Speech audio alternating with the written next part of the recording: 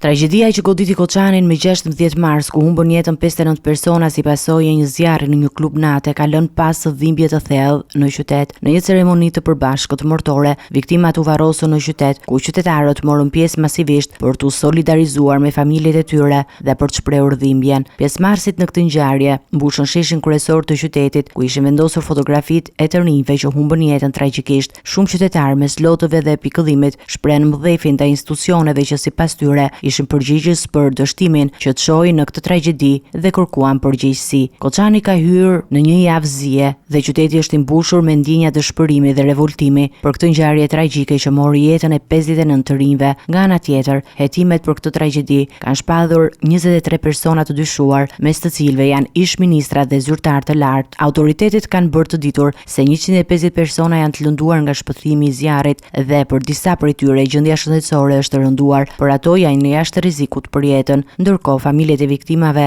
kërkojnë drejtësi dhe përgjegjësi për këtë tragjedi që ka shkaktuar jetët e shumë të rive dhe ka lënë në hije të thellë qytetin e Koçanit.